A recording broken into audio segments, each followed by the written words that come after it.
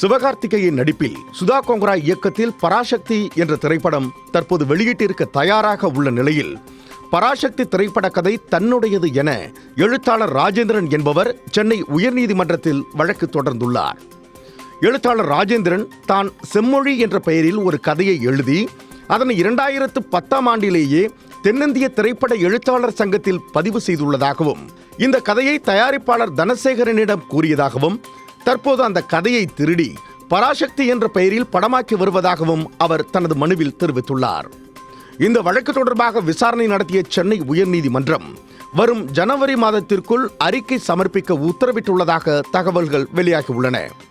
1952 வெளியான அசல் பராசக்தி படத்தின் தயாரிப்பாளர் நேஷனல் பிக்சர்ஸ் B.A. பெருமாளின் வாரிசுகள் அந்த தலைப்பு தங்களுக்கு சொந்தமானது என்றும் அதை அனுமதியின்றி யாரும் பயன்படுத்தக்கூடாது என்றும் எதிர்ப்பு தெரிவித்திருந்ததும், நடிகர் விஜய் ஆண்டனி தனது 25வது படத்திற்கு இந்த பெயரை பதிவு செய்திருந்த நிலையில் சிவகார்த்திகேயன் தரப்பும் அதே பெயரை பயன்படுத்த முயன்றது அப்போது விவாதத்தை ஏற்படுத்தியது என்பதும் குறிப்பிடத்தக்கது.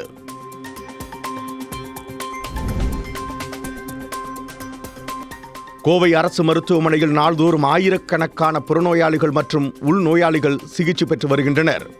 மேலும் வெளி மாவட்டத்திலிருந்தும் ஏராளமான நோயாளிகள் சிகிச்சைக்காக கோவை அரசு மருத்துவமனைக்கு வந்து செல்கின்றனர். அவ்வாறு வரும் நோயாளிகளின் வசதிக்காக சக்கர நாற்காலிகள் மற்றும் ஸ்ட்ரக்சர் ஆகியவை பயன்படுத்தப்பட்டு வருகின்றது. ஆனால் அந்த சக்கர நாற்காலிகள் மற்றும் ஸ்ட்ரக்சர் ஆகியவை கழிவுப் பொருட்கள், கட்டிட கழிவுகள், மருந்துகள், உணவுப் பொருட்கள் எடுத்து செல்ல பயன்படுத்தப்படுவது சர்ச்சையை ஏற்படுத்தியுள்ளது. மேலும் இந்த சக்கர நாற்காலிகளை நோயாளிகளை அழைத்து செல்ல பயன்படுத்தாமல் பொருட்களை ஏற்றி செல்வதற்காக பயன்படுத்தப்பட்டு வரும் செல்போன் வீடியோ காட்சிகள் வெளியாகி பரபரப்பை ஏற்படுத்தியுள்ளது. இது தொடர்பாக மருத்துவமனை நிர்வாகம் மீது உரிய நடவடிக்கை எடுக்க வேண்டும் என்று சமூக ஆர்வலர்கள் மற்றும் பொதுமக்கள் கோரிக்கை விடுத்துள்ளனர்.